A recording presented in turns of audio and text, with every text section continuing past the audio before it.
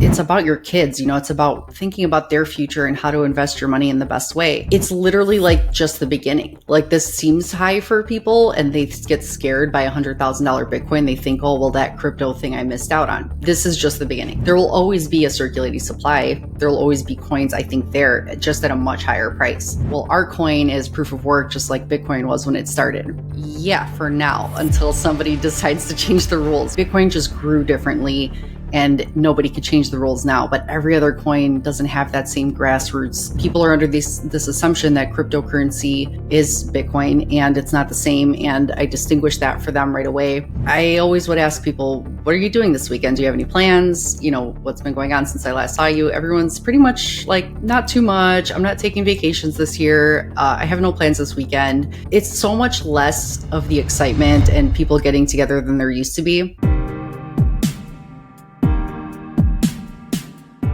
Thank you so much for being on again. The first time was really cool, and you're doing a great job with the community, but also your podcast. I think the community is called the Paranoid Bitcoin Anarchist, and then the podcast, the Bitcoin Nova. You're doing fantastic, and so I was like, let's have you back on. Thank you. Thank you so much for having me again. When you first had me on, it was before I think I even started my podcast, and you were an inspiration. People saw my episode with you, and I was asked when I will start my own.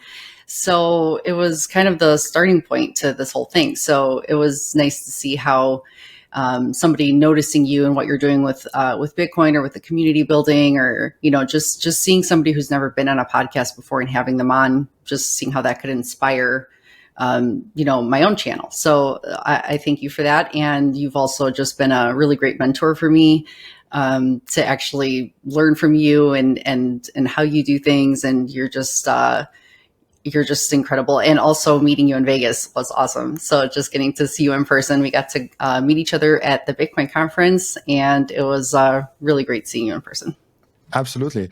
And for the few people that don't know you, haven't seen the first episodes, haven't seen your podcast, maybe give us some overview of who you are and especially why you're excited about Bitcoin. So yeah, I'm Staci, and I have been in Bitcoin since 2020. I don't have financial background. I am a hairdresser, and I just started to think about that question, what is money? During the pandemic, when you started to wonder about stimulus checks in the US, we were receiving these stimulus checks, and that got me thinking, how many more of these could we receive? Is there some sort of limit? And I remember, I forgot his name. I don't know if it was Noah, but at the time, the Federal Reserve, he wasn't the chair, but he was one of the Federal Reserve workers. And he had a video saying that there's an unlimited supply of money that could be printed at the Federal Reserve. And that was my orange pill moment. My one cousin was the one telling me about Bitcoin, and I kept ignoring him for a long time. But when I heard that, I reached back out to him, and he just explained to me that my savings, or anybody's savings, reduces purchasing power over the years, the more money that is printed. So this is something that can't stop. And if it does slow down too much or stop, it could result in a catastrophic global collapse, like economic collapse. So this is something that will continue because it has to. And in that case, Bitcoin will always go up, because all this fiat in the world just floods into markets afterwards, including Bitcoin. So that was an eye-opening moment for me. So I got into it in 2020. And, me and my husband are both very into Bitcoin. We got a little bit sucked into the whole altcoin frenzy, I guess, that was going on back then. But I still understood the root problem of money. But then I started to realize more how Bitcoin is different, and it's not like any other cryptocurrency. So my main discussion with people when they ask me even about my podcast and why I talk about Bitcoin, I love to distinguish that Bitcoin is different, and it is the only system that doesn't have a ruler, and the rules of the game cannot be changed. So every other system, the fiat system, cryptocurrencies of any kind, there's always some kind of CEO or group of people behind it that can change the rules tomorrow. And I think that that's a really interesting argument when people from other cryptocurrencies online will say things like, well, our coin is proof of work, just like Bitcoin was when it started. Yeah, for now, until somebody decides to change the rules, because it's not, Bitcoin just grew differently and nobody can change the rules now. But every other coin doesn't have that same grassroots movement. And, it's not growing under the radar like Bitcoin did for so long. So it can't really be replicated. So I like to just explain that to people. Yeah, I get it so much with like, oh, this coin is faster than Bitcoin. Yeah, might be fast on the main layer, but like, you still need the decentralization, because what's the fastest? Like if you tell me something and I write it down on paper or like on an Excel sheet, that's super fast transaction. Like if you have an Excel sheet and I have like two names in there, Staci, Robin, and I just delete one from Staci and put the one in Robin, that's super freaking fast. I can automate that to work within a millisecond. And that's definitely faster than 10 minutes on Bitcoin. But my Excel sheet probably won't take over the financial system. Bitcoin might, because it's decentralized, trustless, and all those other things. So it's interesting how the altcoin and the crypto people kind of focus on like one single small aspect. And it's like, oh, that's a small aspect. That's where my coin is better. And that's why it's deserves market cap higher than Bitcoin. I'm like, zoom out and see the bigger picture. And then you see why you didn't get the better Bitcoin. You got not even close to anything like Bitcoin. You just got an Excel sheet and a glorious Excel sheet that you just programmed on a blockchain. Yeah, and it's not going to take over Bitcoin. It's, if anything, I like to think that people practice on other chains. They like to, I think of it as a playground, like people play around on these other chains. And when something does seem to work, that could get implemented on a second layer of Bitcoin. Because, ultimately, I think everything will be built on Bitcoin. Other chains are just practice, so I don't think anything will last for the long run. It's just Bitcoin as the main event. So everything will just eventually move over to the strongest chain and the most trusted chain, and the one that can't be altered or changed. It's immutable. And that's what makes it so powerful. So as much as people believe that it is proof of work like Bitcoin was, I like to point out that even Ethereum was proof of work initially, and then the rules were changed and it's now proof of stake. So just because you think it is something doesn't mean that it can't be altered. Bitcoin can't be altered. So I love that. And things being built on top of Bitcoin is the way I see it going in the future. So I don't see any argument there. I feel like it's hard to have any sort of comeback when you bring up just those ideas. Yeah, and also, I mean, Seyfried mentioned that once in an interview, and I found it so fascinating that even if we assume altcoins actually have some use case and some nice things, at best they are a working company where they have a product and service they provide. And for any working company, the maximum you can achieve in today's dollars terms, so without inflation rate, they could maybe achieve a 1 trillion, 2 trillion, maybe a $4 trillion market cap, which would be insane. $4 trillion is now twice as Bitcoin. But Bitcoin is going after a $500 trillion market. And that's like more than 10x than that's actually more than that's more than 100x from the total addressable market that, for example, an altcoin could reach if they would provide something valuable, which I question. I don't think any of the altcoins do provide anything valuable. So I think they all go to zero. But even if we say they are providing something valuable, the opportunity of those are so much smaller than Bitcoin, because they're not going after store of value, money, the currency aspect. They're going after like a product or service. And a company might grow to 2 trillion, 3 trillion market cap, but Bitcoin might grow to 400 trillion, 500 trillion. Exactly. I think that's what people really don't get, what the Bitcoin's opportunity is way bigger than it's a little bit bigger than Apple. Yeah. And that's the thing. People focus too much on the fact that they think that they're too late to Bitcoin. And everybody that's ever bought Bitcoin thinks that they were too late to Bitcoin. Like everyone that's ever bought it. I don't think anyone bought it and thought, I got in early. Like everyone thinks they bought too high because they should have bought sooner because it's grown so fast over the years. But you're not late to Bitcoin. So, like we are at 98% of the supply that's already out in circulation, and the next 10 years it'll be the last 1% or one of the percentages. The last percent will take 100 more years. So we're dwindling. Like whatever is going to be released is getting so exponentially smaller until the year 2140 that we're still so early. And then combined with the fact that there's only about 2 million coins on exchanges, and there's so much adoption from governments and corporations, and it's literally like just the beginning. Like this seems high for people and they get scared by $100,000 Bitcoin. They think, oh, well, that crypto thing I missed out on. This is just the beginning. So that's just where people are wrong. And I just like to, it's hard for people to understand exponential growth. And we're just still so early in this adoption curve. Do you believe in the supply shock theory that we hit this point and where we completely shoot up because there's literally no more supply, or will the price always regulate to a certain extent? I think that it's how I believe is just how you see the S curves growing with technology, and every technology growing faster than the one before it, and how Bitcoin is growing faster than the internet did as far as adoption.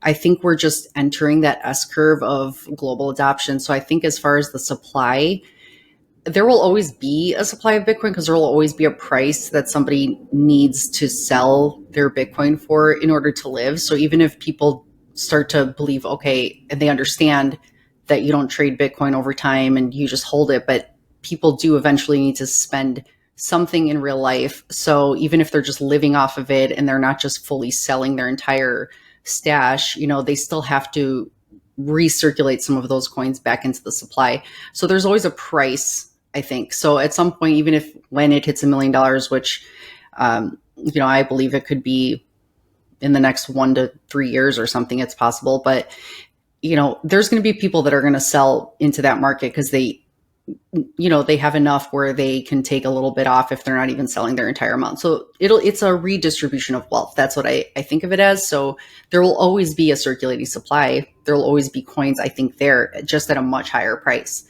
And that's when, the people that, as the market cap grows, these big companies sometimes think they can invest giant amounts of money because it's not a big enough market cap. But as it grows that much, then all this huge amount of capital can flow into the market as well.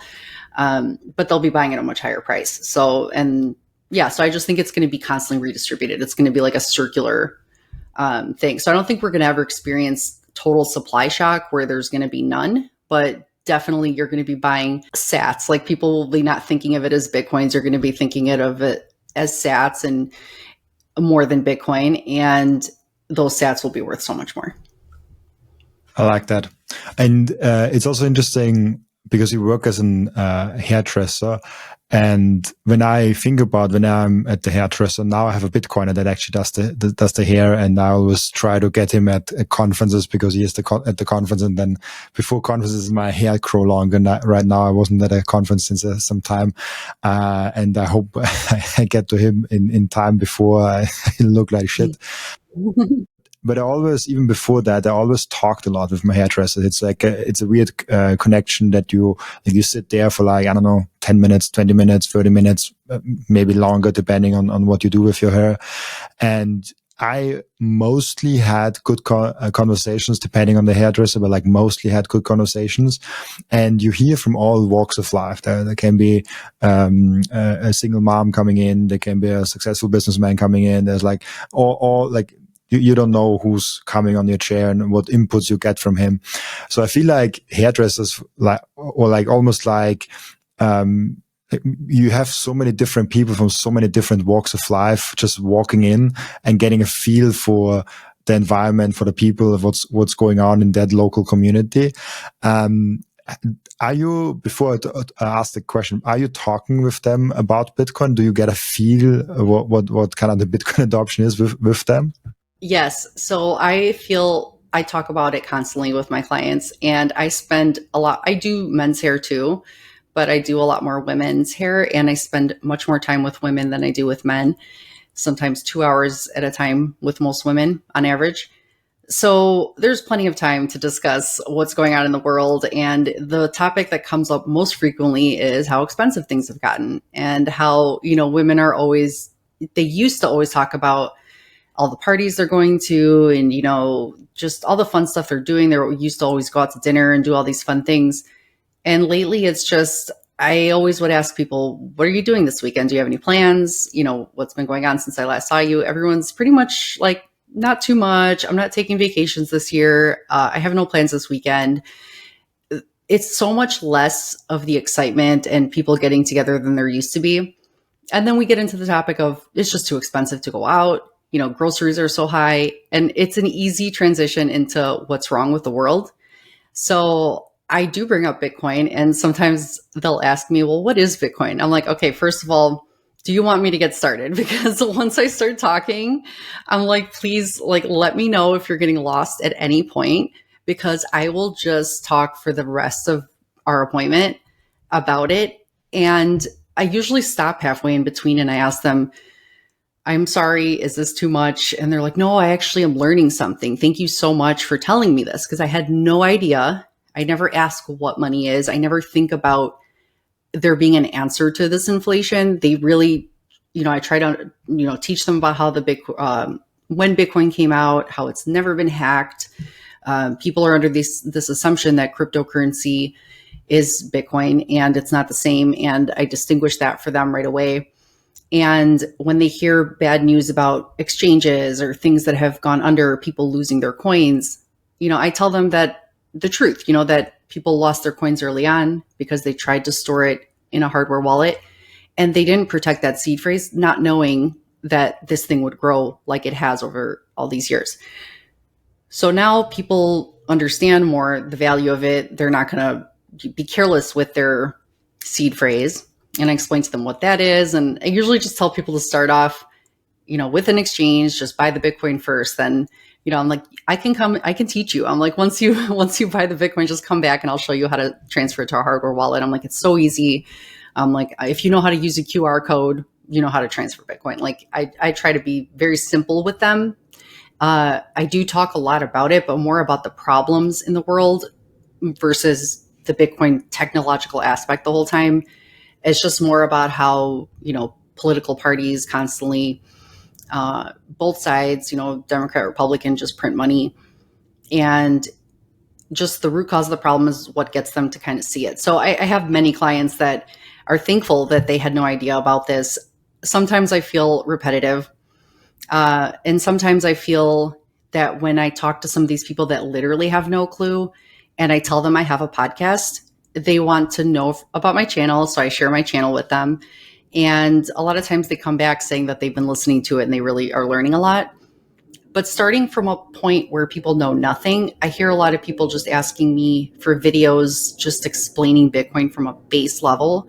So I want to try to start doing that, just to create some videos for super beginners that have no idea what Bitcoin is, for people like that, for people like them who are completely new to my channel and know nothing. So once they can see some beginner videos and then maybe understand more of my journeys from a lot of my guests afterwards.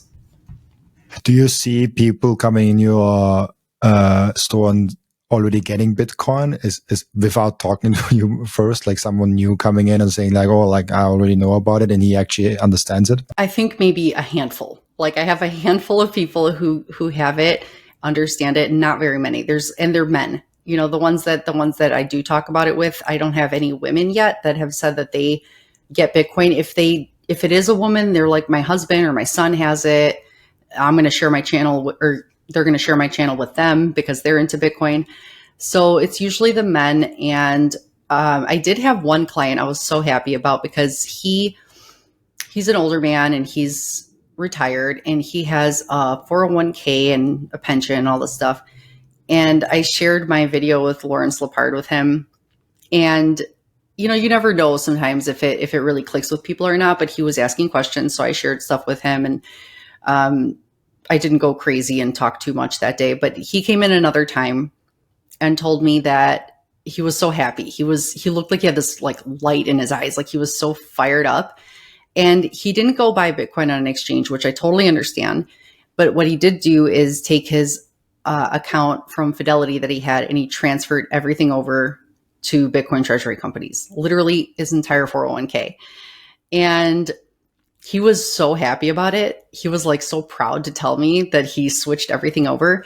And the reason he did that and didn't just go buy Bitcoin directly, which is a good point to make for people who are against Bitcoin Treasury companies, because, I'd rather get straight Bitcoin, because that's the way you actually own your energy and your time that you put into working. And you can be your own bank when you self-custody it. But with him, if you have all your money over the years working in a traditional system, if you were to pull that money and pay 40% tax on it and then go buy Bitcoin, they've lived in this system their entire life. Their money's already in this system. So for them, it doesn't make sense to take a 40% tax hit. It makes sense for them to transfer over to a Bitcoin Treasury company. So I think those companies can be important for people who already have so much of their capital in the traditional finance system, and they could just move over to a Bitcoin Treasury company, which will actually accumulate more Bitcoin over time, and they'll see their portfolio grow much more than leaving it in traditional stocks. So I like that idea. I think it's really beneficial for especially the older generations that have been investing all these years and don't want to take that 40% tax hit. Yeah, and it's also better because previously you told people about Bitcoin and they came back with an altcoin. Now you tell them and they come back with either Bitcoin or a treasury company, which I think is a big step already. And it's interesting because, as you say, inflation, how things get more expensive, people actually get like this is something like most people understand, like, oh, I don't like that things get more expensive and my salary is not keeping up. And that's kind of the problem. And then it's like, are they getting the solution with like Bitcoin? Or even if you broaden out the solution and say assets in general, how many people actually own assets? Like, it's not that many. It's like 50% in America, I think, that own assets versus those who don't. I mean, there's also a big reason, like there are people that just like live paycheck to paycheck, and then like it's either an income problem or like expense problem. Like, but that's a whole nother topic. But there's a lot of people that just save in US dollars or in euros. It's that difference between people understanding the problem or at least getting the problem some kind, but don't even get to the real adoption. And that's what I wanted to get to, where people say, oh, we are at 5% adoption. And I'm like, no way. We are not even at 1% adoption. And I think we talked about that in our first episode, that most people don't get Bitcoin, and that's go out on the street and ask 200 people. You're lucky to get one good answer or two good answers out of that. So we are nowhere near even a 1% good adoption rate, even if they have Bitcoin. Yeah, and even if they have Bitcoin, a lot of them are the type who, they've bought it and they think that they're still going to trade it, or they're afraid of the price swings and they get scared and they're not convicted yet because they don't know enough about it and what makes it different. And they're still dabbling in these altcoins because they don't fully understand why Bitcoin is different and what they're actually holding. So they're still, those types of people that will trade it or get afraid and sell after they first buy.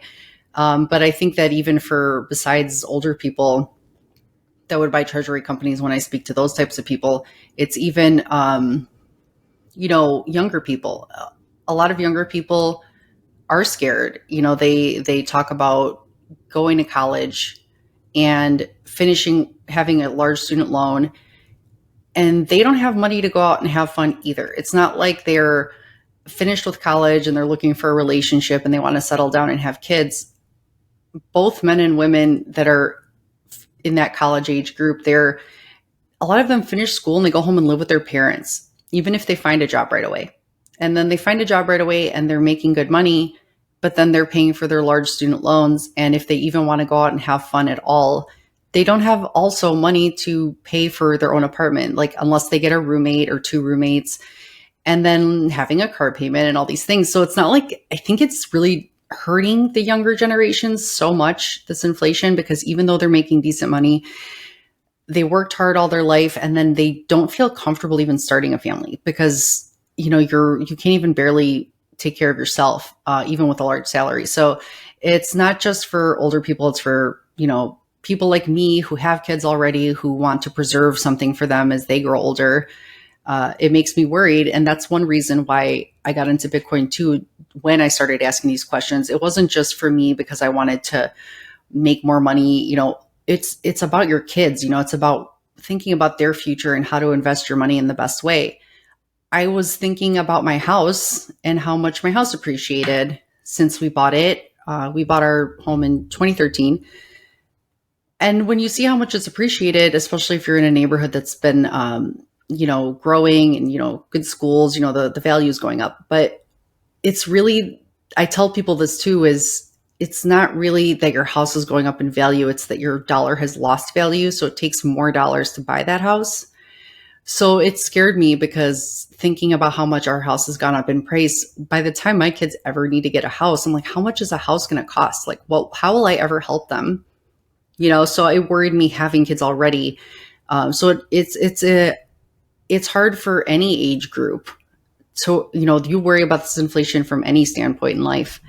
So it's just really good I love that I can talk to regular people, hear about their real problems, which a lot of times the root cause of a lot of these actual problems people have is inflation and the price of the cost of living and how hard the world has gotten. People aren't enjoying their life as much. People are feel like they're stuck, they're trapped, they're kind of a little depressed, and I'm kind of their therapist, so they're trying to tell me about how they're feeling. And that's why it's a great transition into Bitcoin. So I'm glad that I have a job where I can, spread some of this knowledge and then also share my channel, which is great because so many of these people talk about their journey and it can maybe reach somebody who doesn't fully get it, but then they can hear my show and resonate with somebody that they've heard speak. So, because there aren't a lot of careers or jobs where you actually get to have a social conversation with people. So it's kind of perfect because I love talking so much and I love talking about Bitcoin. Then a podcast and hairdressers are actually perfect combination. Yeah.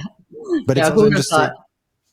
Yeah, it's also interesting. I thought about that recently, actually, because I was at a marriage from a friend, and it's like most friends actually aren't married, even though when I look at my father's generation or look at the generation before, most people actually were already in the kind of marriage age, kids age, slowly when they get to my age. I'm now 26, soon 27, like getting to like in 3 years I will be 30.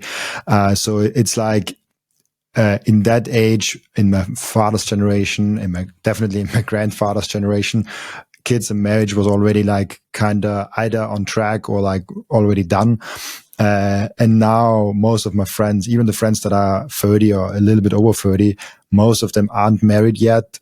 Most of them don't have kids. And I feel like the broken money system has a lot to do with that. University is taking longer. Student loan debts to pay off is longer. People don't want to get kids if they still have like a big student loan debt and they want to get to that. And then you have to work a few years to get it off. Then marriage is kind of hard. And then you can only get to kids. So I don't know where I want to go with that, but it's just something that I observed that building a family in general takes longer and longer time for people like that. I don't know if you see the same thing, but I see that very, very prominently in my generation and my peer group. I mean, my peer group is now Bitcoiners, but like my previous peer group kind of. Yeah. I mean, it's a huge problem. And that's why when you hear about these declining birth rates, you wonder why that's happening. And a lot of it has to do with if you're not comfortable or successful or feeling secure in your own life, you are afraid to bring anyone into the world. You're thinking, how am I going to take care of anybody if I can't take care of myself? Even your own future is shaky and uncertain. So it's definitely something that at a base layer, it destroys society, because it can cause a huge decline like this.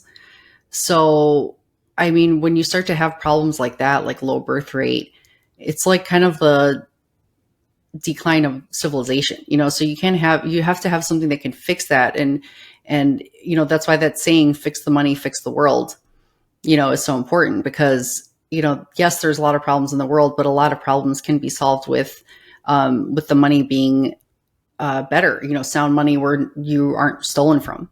So yeah, the future definitely is bright with Bitcoin, and Bitcoin gives people hope.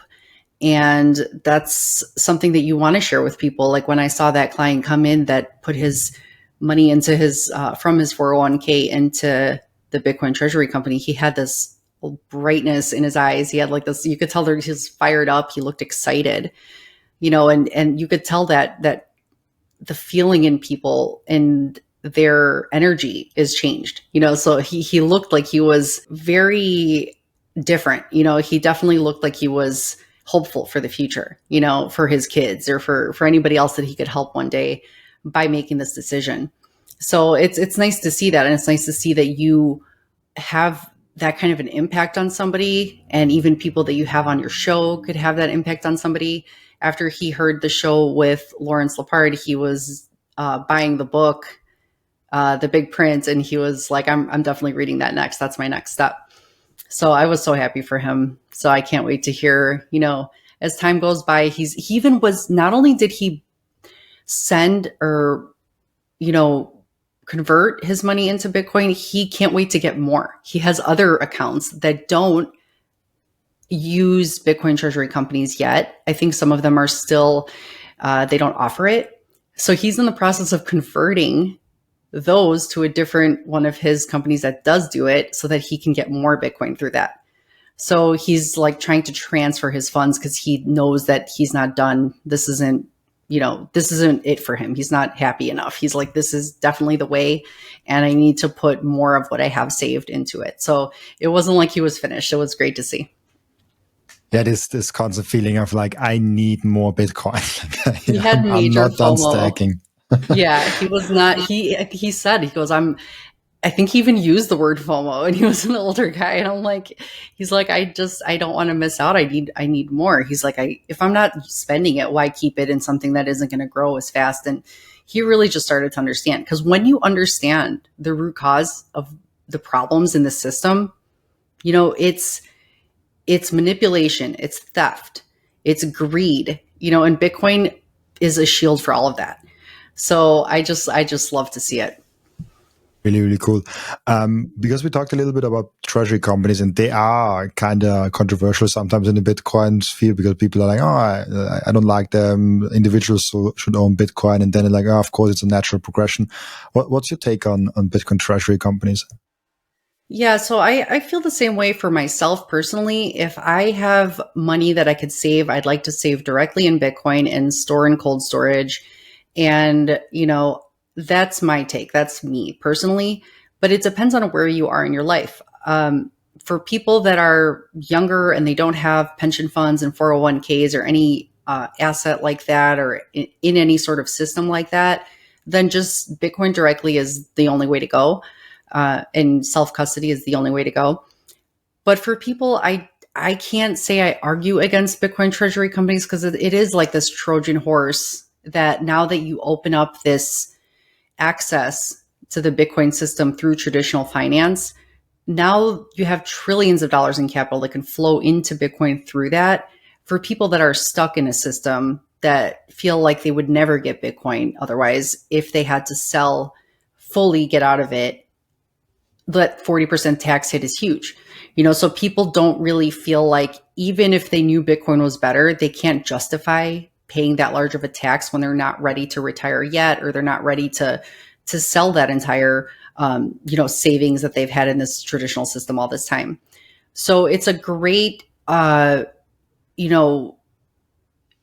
It's like a pathway into Bitcoin through traditional finance. So it's important for people to have any kind of access. I'd rather have, if I had money in a 401k or a pension fund and they had MicroStrategy available, or I guess even BlackRock or Fidelity's funds or any of these, I would prefer to switch those over to a Bitcoin treasury company versus keeping it with the Magnificent Seven. So I think it's definitely nice to see. And if you're going to trust one of those companies, why not trust a Bitcoin treasury company? I'd rather have that than any other stock.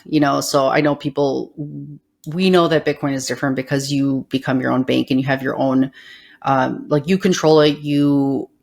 Nobody could stop you from accessing it. Like any other system, they can, but there is a reason for it, and it helps certain people. So if you're one of those people that's stuck in the stock market, in pension funds and 401ks, I think it's a great thing for those people. The first time I ever made any money, I got myself from that money a watch. And ever since then, I collect timepieces to remember times where I achieved some milestone. That's why I got the Bitcoin 2025 edition when I went to my first ever American Bitcoin conference. So for me, the Bitcoin watches from Coin Vigilante represents the time that we are living in. For every person that wears a Bitcoin watch, I know they are representing sound money to the outside world. Make sure to check out those amazing Coin Vigilante timepieces down in the descriptions. I love those watches so much. I know how big of a hurdle it can be to have self-custody, but it's so freaking important to make that first step. We have to make sure it's as easy and simple as possible. And that's exactly what BitBox did. BitBox created the simplest and the easiest hardware wallet to use to get into self-custody. So get yourself a BitBox down from the link in the description. And when you use code Robin, you even get a 5% discount. The most important thing for your Bitcoin journey is not buying Bitcoin, but it's how to keep them. And yes, you have maybe the right tools, but how do you actually go ahead and stick it all together so it's the most secure for you personally? Self-custody is a deeply personalized journey, and the Bitcoin way is helping you exactly finding that correct setup for you personally. They are also helping you with securing your own cybersecurity. And if you want to go one step above all that, you can even get a consultation for a Plan B residency. Go to thebitcoinway.com/Robin and you will get a 30-minute free consultation. I want to tell you about something very special to me. It's called Microseed. If you hold your Bitcoin in self-custody, and you should, you know how critical it is to secure your seed phrase. You should not have them on paper. You should not have them on anything else than titanium. With Microseed, you can engrave your 12 or 24 word seed phrase, the entire seed phrase, onto a 1-inch small washer. Yes, just one washer. All 24 words on that one washer. You can hide that thing everywhere. And even better, you don't need to buy a new kit every time you have to get a new wallet. You can make unlimited backups because Microseed is not selling the washer. Microseed is selling the device that stamps the washer. And we have right now a summer sale going on for 15% off. So you get the full kit with the device, with the washers, with the hammer, with everything you need to get started today for $186. And you can make with that unlimited amount of backups. Go now to microseed.io. Again, that's microseed.io to get your last backup tool you ever need. And it unlocks, as you said, it unlocks not millions or billions, it unlocks trillions of capture capital and of the traditional financial system. If you look at the bond market, if you look at all the equity markets, the real estate market, a lot of that capital is there because it has to be there and it cannot really get out. And products like the option things of strategy with Stretch and Stride and all those things, but also other treasury companies or even ETFs, those are just money flowing machines to Bitcoin. And that's really interesting to see, because we have those, I don't know, 300 trillion of equity, 400 trillion in real estate, and all those big buckets of money. And then we have this small dot of Bitcoin with 2 trillion. And you're like, how do we get all the money there?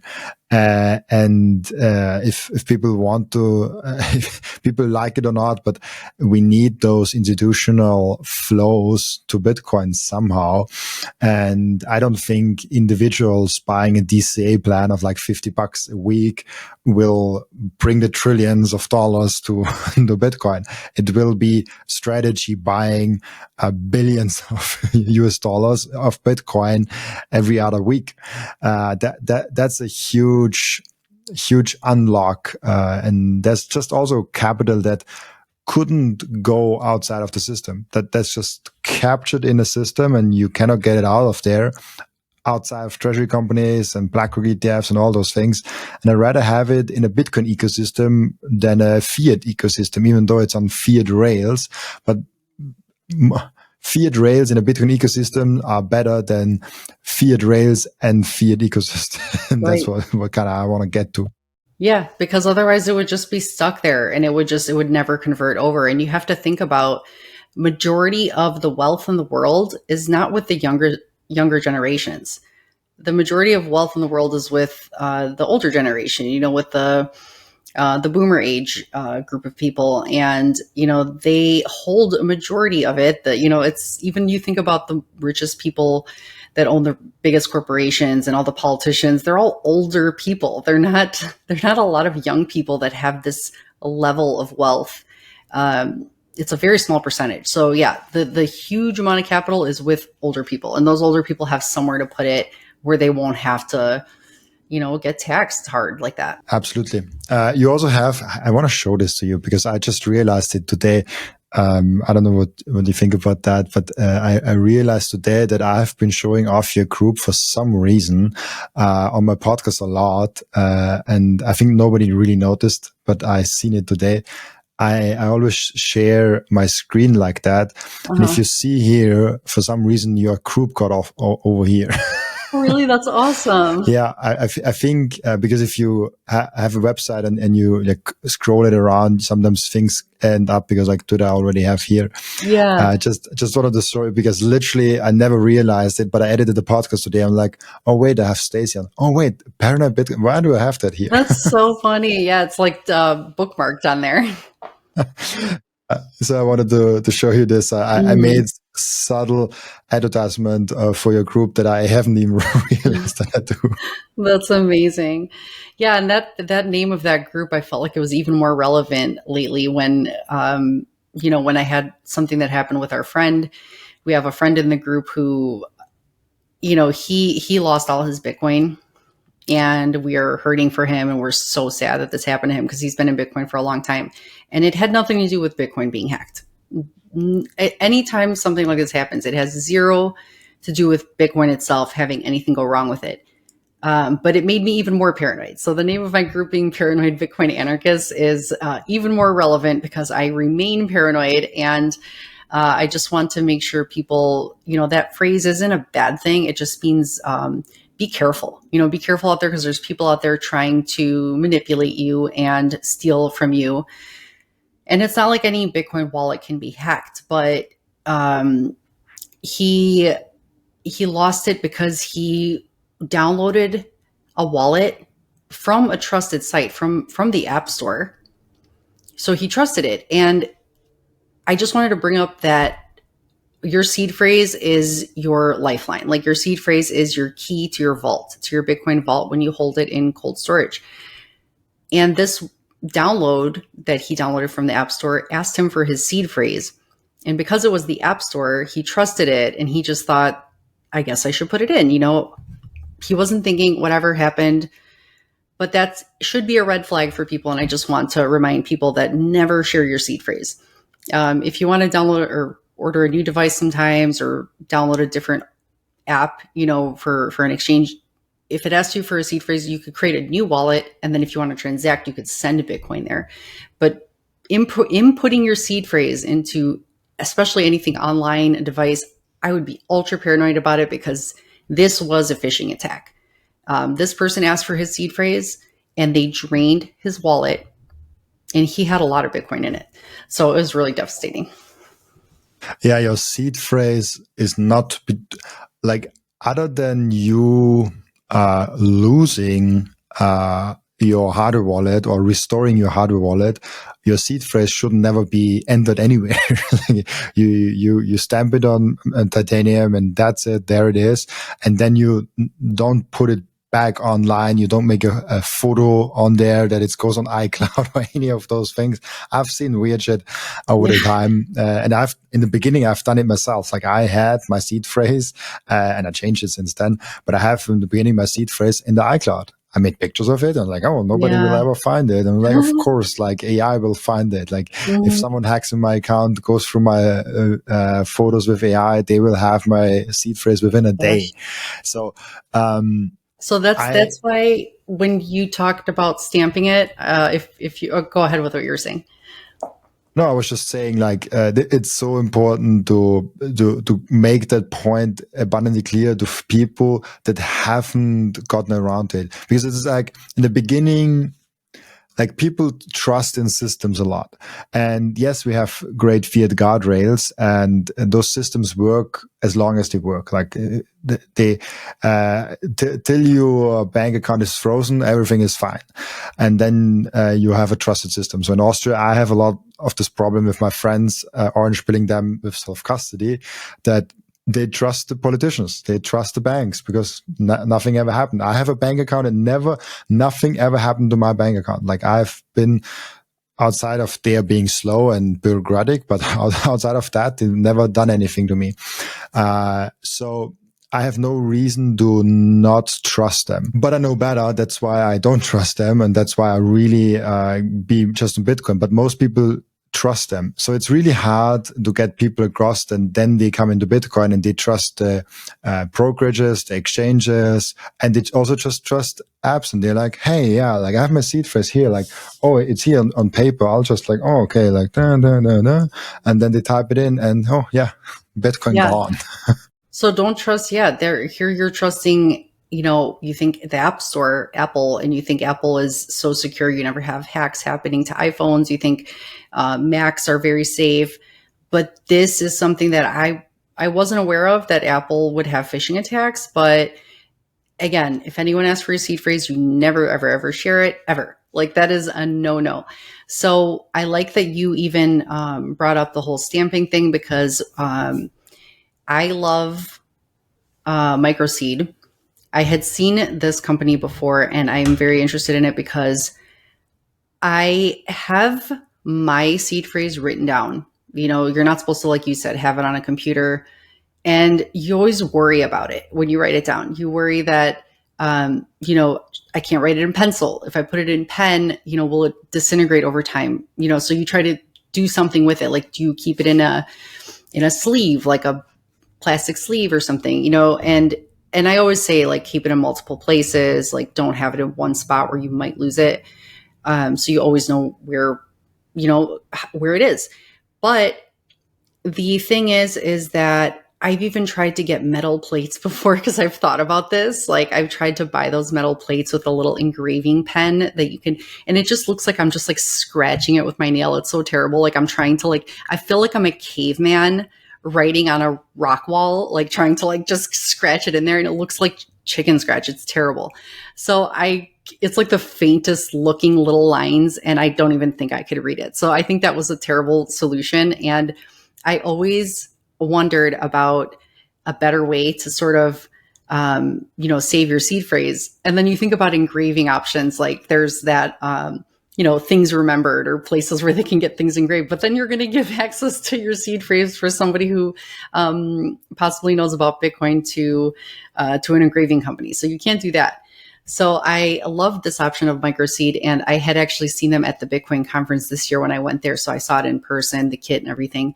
And that is definitely something that's a great idea, because it's this little, disc, and it comes with all the letters, and you can just stamp the entire seed phrase on this thing. So that way it's a small thing, but you can hide it. You can have multiple, of those hidden wherever you want to hide them. And it's just a great way to store it where it won't get erased, so I just love that. Yeah, thank you so much. They will love the shout out on the podcast. I think it's really a cool company, and it's also I like the optionality, and I know the team there, and they will come out with a lot of different options now, and I don't want to make it an infomercial for people, but it's like you can stamp your whole seed phrase on one washer. But you can also, and this will come in future iterations, and I'm spoiling that a little bit. We will make developments where you can make in 12 washers also 2 words per washer, or if you want, you can even make 1 word per washer and have like 24 washers, and you put it in a capsule. We are kind of developing that all now, so we're kind of wanting. We want to really make this thing like a once in a.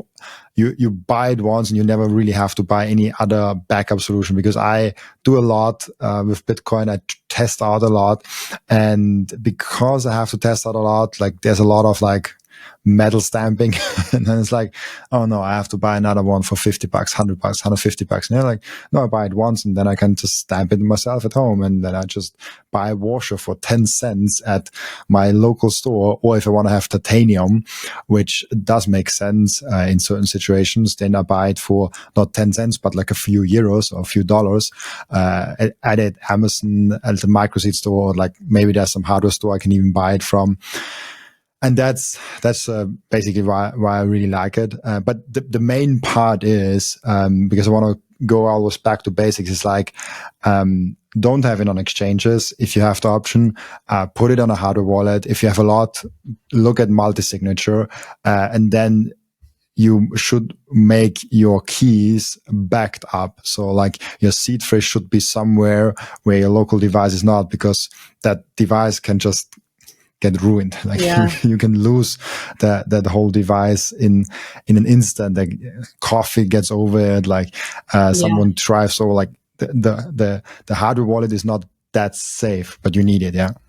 Yeah, and even the hardware wallet, I love that. Even if it does get destroyed, you could just order a new one and then put those words in, and you have whatever you saved back. So it's not like it's ever gone, as long as you have those words. But I love that there's just a better way, because I just always felt like, I know that they're important to keep safe. And no matter how much Bitcoin you have, especially as it grows in the future, even if you've been saving any of it, but you just want to take full control and make sure nobody, has control over what you've saved. Whatever the amount is, it's nice to be able to put it somewhere where you control it. You have ultimate access, but you also have ultimate responsibility. You have to know that you're keeping it, that you're saving those words, and those words are your password. But it's a great solution to a problem, because it is such an important thing. And knowing what happened to my friend this week, it's just crazy, because I've been thinking about this since, we mentioned it recently too. And I had heard of the company, and you love this company and everything. So I love the idea of keeping things safe, but also reiterating to people how important it is to not share these words. These words are, they're your lifeline, so no matter how much you trust, Bitcoin is safe, but do not trust anyone asking you for those words. Those words are super important. And that is something that I just want to feel like we should just constantly remind people, because I think even longtime Bitcoiners can forget and trust some sort of company that's asking them for a phrase where they think they trust it, but that's a big red flag. 100%.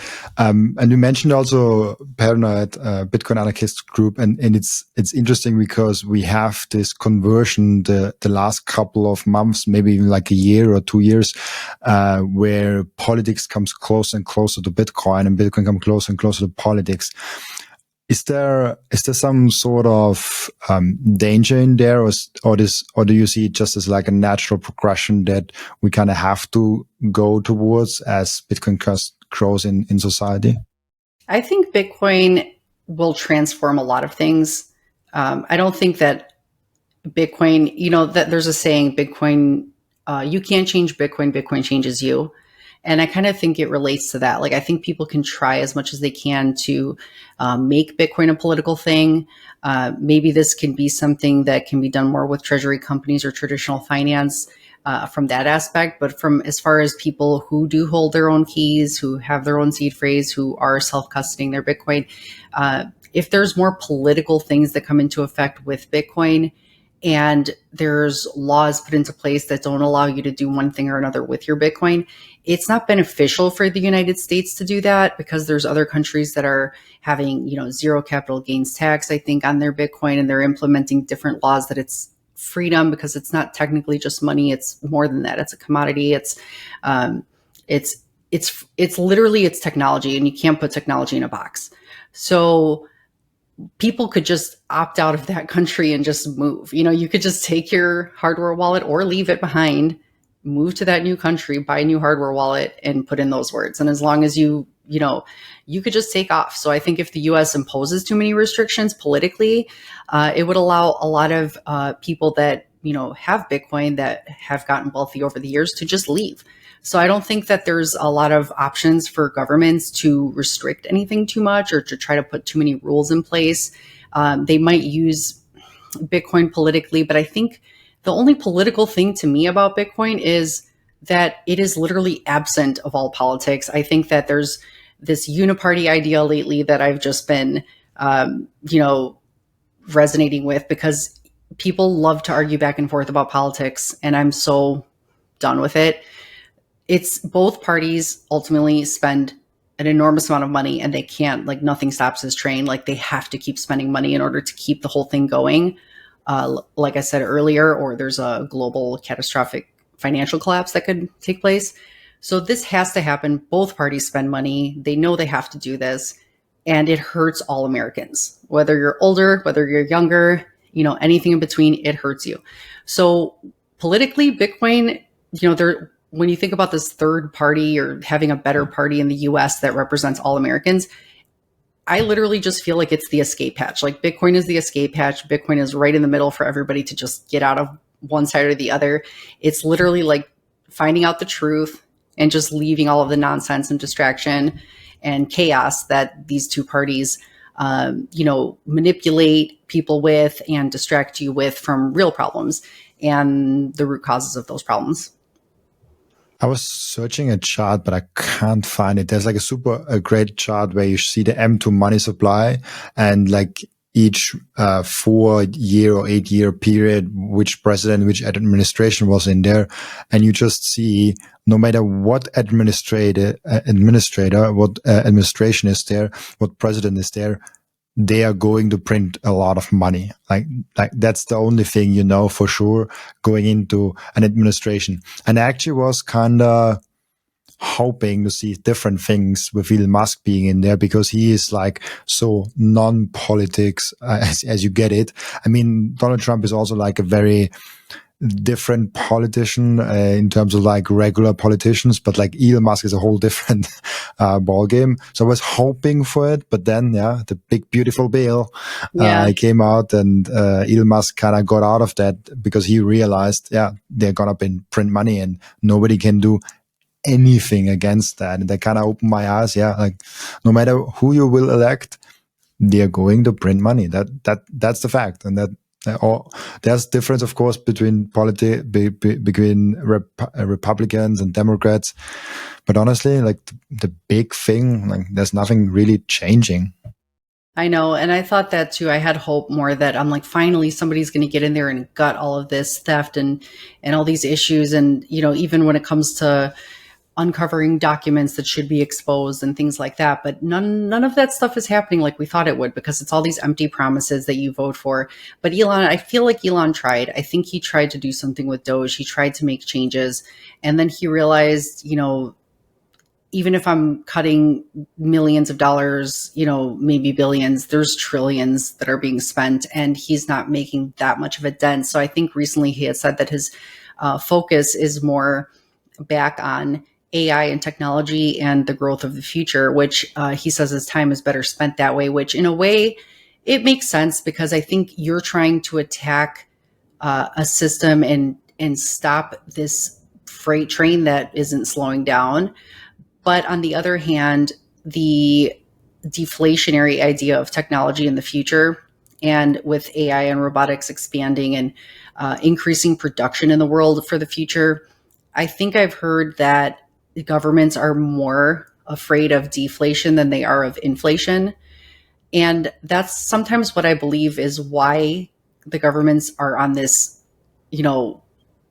fast track to spending money as fast as they can, because the future with all of the technology is going to bring deflation. Prices will go down because production and labor will be boosted to an extreme level. So with that comes a decrease in prices over time. So especially when you're living in a Bitcoin world where scarcity is, increasing and there's less Bitcoin available. And then you have, on the other hand, the fiat system where deflation will ultimately hit, I believe, because of the growth in technology and the deflation that would take place because of that. It's supply and demand. So when you have so much of supply with the boost in labor and just the entire economy being boosted, you'll have lower prices in the fiat system, but then in the Bitcoin system, because Bitcoin's price is going to be growing so rapidly because of the scarcity that is there, the world would get exponentially less expensive for a Bitcoiner versus, a fiat person, I think. So I think Elon's focus is more, let me get back to focusing on technology and AI and this, this boom that we're about to have, that's going to actually help bring prices down, because, that's going to be, I think, inevitable. Yeah, it's a better way to do it. It's like concentrating on technologies and advancement, and Bitcoin, AI, space travel, and all the things that he's doing is probably a lot better than trying to fix the political thing, because I don't think. Jeff Booth always talks about that. You cannot change a system within a system. You kind of have to build those parallel systems, the new structure of something. Otherwise, you're not really changing something. And we use the term paradigm shift so much, and it's kind of overused. And like, oh yeah, this is a paradigm shift. This is a paradigm shift. No, it's not. It's like it's just a small change in a bigger system, and nobody cares about it. That's usually what a paradigm shift is if someone describes it as something.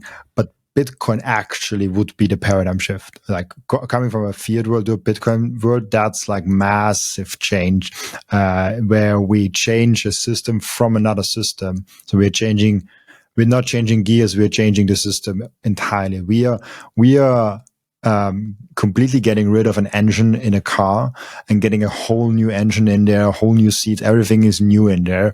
That's a paradigm shift, not changing like, oh yeah, like it has a new fuel in there, or like get a new steering wheel, or like something else. Like it's a whole new thing that we are doing. And I think that's what people don't get. Like they still view it as just like one small part in the financial system. And they are trying to figure out where in this financial system Bitcoin fits. And they're like, oh, it doesn't fit anywhere. So therefore it's useless. But it doesn't fit anywhere because it's the new system. Like the new system can never fit in an old system. I don't know. It's like, it's exactly reminds me of, the horse and the car, so where does the horse fit into the system today? It fits for people who just have the hobby of horse riding still, or they need it for a farm for work or something, or, people that just for sport, but it's not used on an everyday basis for people to use for transportation. So the fiat system is getting extinct in a way, not extinct, but it'll be more of a niche, like thing in the future. It'll just be maybe just almost like for nostalgists or something, who knows? But I just think this new system is like the car versus the horse, so this technology is here. People bought cars, and the reason cars are everywhere is because it's a better way to travel. So just like how Bitcoin is a better way to save money and transact with it. Absolutely. Mm-hmm. We have one question that I ask each and every one of my returning guests. And the question is, what have you learned outside of Bitcoin since your last appearance? Gosh, what have I learned outside of Bitcoin? Geez, what have I been doing? Like, what have I been doing with my time besides? Okay. Well, I think that I have learned a lot more about networking with people and more about connecting with people for my show. But that's still Bitcoin. Shoot, I'm like, what have I learned outside of Bitcoin? I'm like, what am I doing? Oh, I learned how to make homemade tortillas. Homemade tortillas. Oh, I love that. Yes, because me and my husband, we get sick because, again, I'm paranoid. So I'm getting so sick of companies and corporations putting poison in my food. So I feel like that's like a little anarchy vibe too. When you have food that is not good for you. And my kids have been complaining a little bit because they're like, Mom, you're not buying snacks in the house like before. And I'm like, I'm not buying that stuff anymore because you're still going to eat the stuff outside of here. But I don't choose to participate in food that has poisons anymore. And I feel empowered because I found this app called Yuka. And the app is spelled Yuka, and it doesn't just tell you that if a food is healthy calorie wise, it tells you what additives are in the food and how many of them are high risk and what the known risks are of what's in any of these foods. So I love that you can scan any label. So I found out that these tortillas that we were eating every day, have large amounts of seed oils and preservatives in them. And you think, oh, they're low carb tortillas, they're good for me, but they're filled with toxins and poison that we're eating. And I got so tired of it. So my husband found this super easy recipe for tortillas. And I love baking. I already love making bread and all that stuff. So we did it the other day and we rolled them out by hand.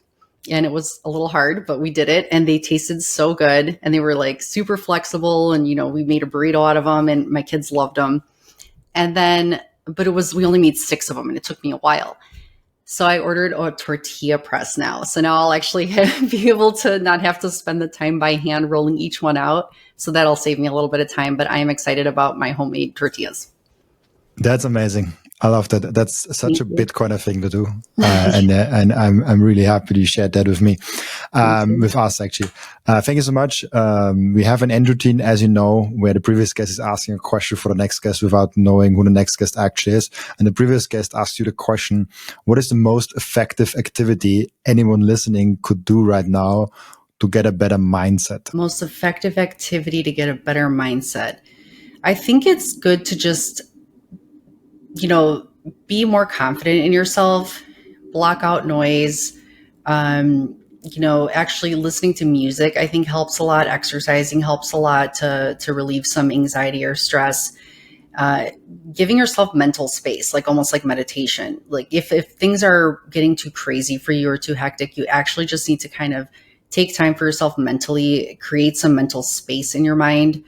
So you can feel a little like slow down and just relax and try not to worry. Like even if there are worries in your life, try to give yourself some peace for a little while. And I like listening to either classical music or just kind of like sometimes like lo-fi or something, just like no lyrics. And just kind of sit with my thoughts, even if you're not actually taking a nap, but just kind of resting and just listening to music is refreshing. And it can help you just refocus and block out a lot of unnecessary stress in your life. And then I think when you do that, you can actually heal because, allowing yourself to feel some of the things that are bringing you down, I think just brings more negative energy to you. So I think just try to block stuff out, like in a way, like things that you don't need or things you can't control. I think if you can't control something, you shouldn't worry about it. Like focus on the things you can control. I love that. That's really cool. Thank you so much, Staci. And I fully agree with that statement. By the way, I don't even want to add anything. Thank you so much, Staci, for being on. Before I let you go, where can people find you and your show? So you can find me at the Bitcoin Nova on YouTube. I'm on Spotify. I even just started a Rumble account. So I have my videos on Rumble too, on Amazon and Apple as well. So if you just search the Bitcoin Nova, you'll see my page, and I would appreciate a follow if you enjoy my content too. And thank you so much, Robin, for having me on again. Awesome. Thank you so much for your time, Staci. And also thank you so much for everyone that is watching and listening for joining us today. As always, I'll be back tomorrow with another episode. Bye-bye. Thank you so much.